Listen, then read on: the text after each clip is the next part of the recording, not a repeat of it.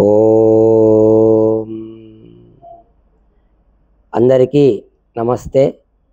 ఈరోజు వేదమంత్రము ఓం సనాదేవాతవరాయో గభస్తో నక్షీయం తేనోపదస్యంతి దస్మా ద్యుమాన్ అసిక్రతుమాన్ ఇందధీరః శిక్షా శచీవస్తవనః శచీభిః. ఋగ్వేద మంత్రము. ఇక్కడ ఒక్కొక్క పదానికి అర్థం తెలుసుకుందాం. ప్రతి పదార్థం. దస్మ అంటే దుఃఖ నివారకుడవైన, ఇంద్ర ఐశ్వర్యప్రదాయకుడవగు ఓ ఇంద్ర అంటే పరమాత్మ అని. సనాత్ ఏవ అనాది కాలం నుండి, రాయ అంటే ధనం, తవ నీ, గభస్తౌ స్వాధీనంలోనే ఉంది, నా కాకుంటే, క్షీయంతే ధనం తరిగిపోయేది, నా ఉపదశ్యంతి నాశనం కాదు, త్వా నీవు, ద్యుమాన్ జ్ఞానవంతుడవు, క్రతుమాన్ యజ్ఞక్రియాశీలుడవు, ధీరః ధీరుడవు, అసి అయితివి, శచీవ ఓ బుద్ధి ప్రదాత, త్వా నీవు, నహ అంటే మాకు, తవ నీ, శచీభిః బుద్ధి లేదా శక్తుల చేత, శిక్ష శిక్షణ ఇమ్ము. ఇది ఒక్కొక్క పదానికి అర్థం తీసుకుంటే తర్వాత భావార్థం చూడండి. ఓ ఇంద్ర, ఇంద్ర అంటే పరమేశ్వరుడని గుర్తుపెట్టుకోండి. అనాది కాలం నుండి ధనం నీ అధీనంలో ఉంది. చూడండి, ధనం అనేది ఎవరి అధీనంలో ఉన్నది? పరమేశ్వరుని అధీనంలో ఉంది. అనాది కాలం నుండి ఆయన చేతుల్లో ఉంది ధనం. లేకుంటే ధనమే తరిగిపోయేది లేదా నశించిపోయేది.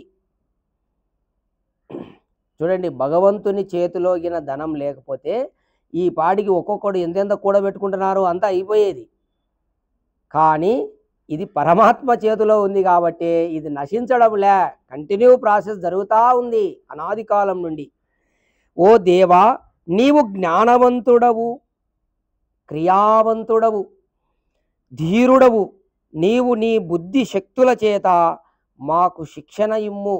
నీవు జ్ఞానవంతుడవు కాబట్టి మాకు కూడా మంచి మా బుద్ధిని శిక్షణ ఇవ్వు అని ప్రార్థన చేసే మంత్రం. అంటే ఇక్కడ మన బుద్ధిలో మార్పు రావాలా, బుద్ధిలో ఒక మంచి క్రమశిక్షణ రావాలా, బుద్ధి సద్బుద్ధి కావాలంటే పరమాత్మ నుండే రావాలా. పరమాత్ముడే దానికి శిక్షణ ఇచ్చేది, బుద్ధికి ట్రైనింగ్ అని ఇక్కడ స్పష్టంగా ఈ మంత్రం ద్వారా తెలియజేయబడతా ఉంది. తర్వాత వివరణ చూడండి.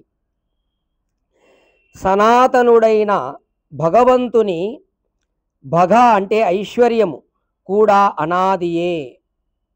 భగవంతుని యొక్క ఐశ్వర్యం కూడా, భగవంతుడు ఎట్లా అనాదియో భగవంతుని ఐశ్వర్యం కూడా అనాదే. దీనికి అయిపోదు, ఇది ఎంతైనా సరే ఉంటనే ఉంటుంది. ఎవరన్నా ఎంతన్నా దాచిపెట్టుకొని ఐశ్వర్యం అయిపోదు, అది తరగదు. పరమాత్మునిలాగా ఎప్పటికీ ఉంటుంది అన్నమాట ఐశ్వర్యం అనేది. అది అనాదిగా ఆయన అధీనంలోనే ఉంది.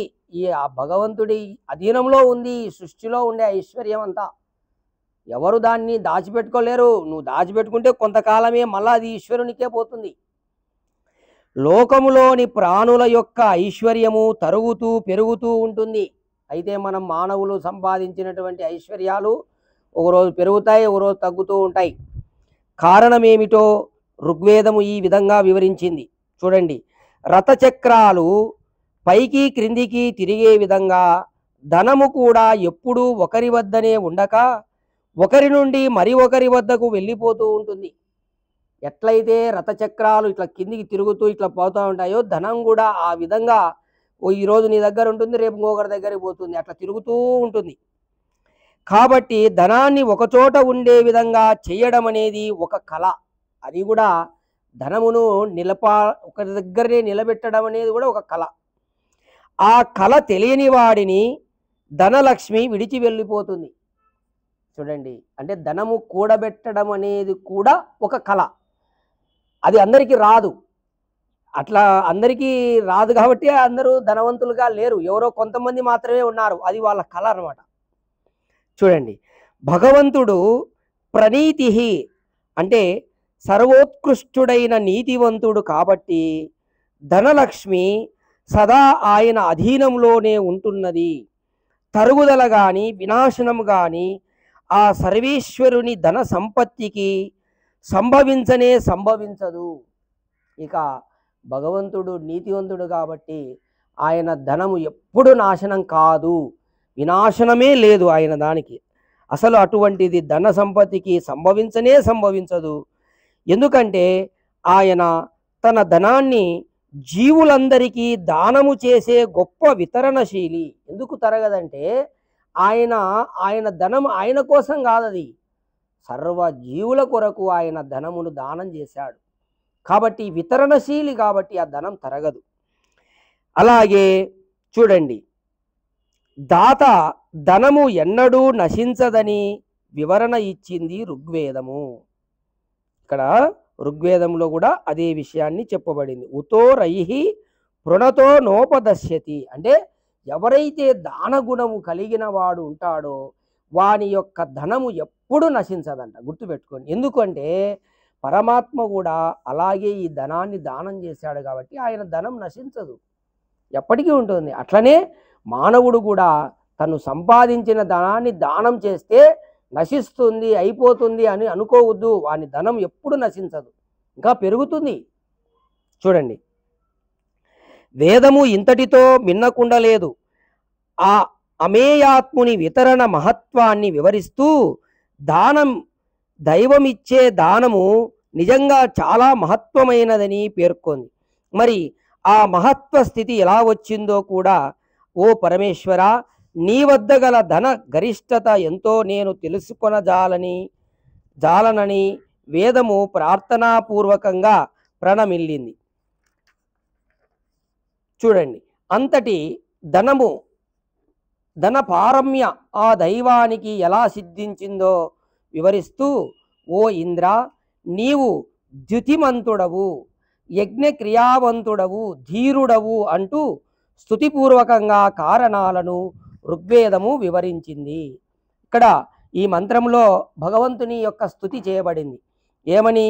భగవంతుడు ద్యుతిమంతుడు అంటే ప్రకాశవంతుడు, అలాగే యజ్ఞ క్రియావంతుడు. ఈ సృష్టి అనేటటువంటి కార్యం అంతా యజ్ఞమే, అది చేస్తూ ఉన్నాడు. అలాగే ధీరుడు, భగవంతుడు భయపడడు ఎవరికి, ధీరుడు అనమాట ఆయన. ఈ సృష్టి కార్యం చేయాలంటే ధీరులే చేసేది, అందరి చేత కాదు, అది పరమాత్ముని చేతనే అయ్యేది. కాబట్టి ఈ విధంగా పరమాత్ముని యొక్క స్తుతి వివరించింది. అందులో మొదటిది ద్యుమాన్ అంటే ఐశ్వర్య స్వభావము తెలిసినవాడని అర్థం. ధర్మబద్ధమైన ఆర్జన అంటే రక్షణలే ఐశ్వర్యాభివృద్ధికి సహజ ధర్మాలు. అంటే ఎక్కడైతే ధర్మబద్ధంగా ధనం సంపాదిస్తాడో అక్కడ ఐశ్వర్యము అభివృద్ధి చెందుతుంది, అది సహజ ధర్మం అంట, గుర్తుపెట్టుకోండి. మరి ఈ ధర్మాలు పాటింపబడని వాని ధనం వినాశనం అవుతుంది. అంటే అధర్మబద్ధంగా ఎవడైతే ధనం సంపాదిస్తాడో ఆ ధనము వినాశనం అయితే తొందరగా పోతుంది, ఉండదు వాని దగ్గర. ధర్మబద్ధంగా నీవు సంపాదిస్తే ఆ ధనము అభివృద్ధి అవుతుంది, ఆ ఐశ్వర్యము అభివృద్ధి అవుతుందని పరమాత్ముడు, అది సహజ ధర్మం అంటండి. ధర్మబద్ధంగా సంపాదించే ధనము అది అభివృద్ధి అవుతుంది, అది దానికి ఉన్నటువంటి సహజ ధర్మం, అది పోదు. సహజ ధర్మం అనేది ఎప్పటికీ మార్పు రాదు. కాబట్టి ఇక్కడ అధర్మంగా ఎవడైతే సంపాదిస్తాడో ఆ ధనం వినాశనం అవుతుంది. ఈ విధంగా సిద్ధ సంకల్పుడైన పరమేశ్వరుని ధనము ఈ ధర్మాలకు అతీతము. ఎందుకంటే అమృతకల్పుడైన దైవమే ధర్మము. అట్టి ధర్మస్వరూపుడగు పరమాత్ముని ధనం సదా ధర్మార్జితము కాక ఏమవుతుంది? ఇక ధన సంరక్షణ, ధనలక్ష్మి సదా దైవానికి ఆనపాయిని అంటే ఎన్నడూ విడిచి ఉండనిది. దైవ సన్నిధిలోని ధనలక్ష్మికి రక్షణకు ఏమి కొదువా? చివరగా యజ్ఞ క్రియాశీలత అంటే యజ్ఞం అంటే పరోపకార లక్ష్యమైనది. అందుకొరకు వినియోగింపబడే ధనానికి వృద్ధియే కానీ నాశనం ఎక్కడా? ఇక్కడ ఈ విధంగా ధర్మంగా సంపాదించినటువంటి ధనము అభివృద్ధి చెందుతుంది. అలాగే రెండవది ఏమిటంటే, ఎవరైతే యజ్ఞ కార్యక్రమములకు దానం ఇస్తారో ధనాన్ని, వారికి కూడా ఆ ధనము నాశనము కాదు, వారి దగ్గర ఇంకా అభివృద్ధి చెందుతుంది అని ఇక్కడ స్పష్టంగా చెప్పబడతా ఉంది. అందుకొరకు వినియోగింపబడే ధనానికి వృద్ధియే కానీ నాశనం ఎక్కడా? ఇంకా వృద్ధి అవుతుంది. యజ్ఞయాగాదులకు ఇచ్చేటటువంటి వారి ధనము వృద్ధి అవుతుంది కానీ నాశనం కాదు, గుర్తుపెట్టుకోండి. ఈ రీతిగా అక్షయ, అనంత, వర్ధమాన, అనపాయ ధనస్వరూపుడగు భగవంతుని వేదర్శి తనను ధన సమేతుణ్ణి చేయమని ఇలా ప్రార్థిస్తున్నాడు.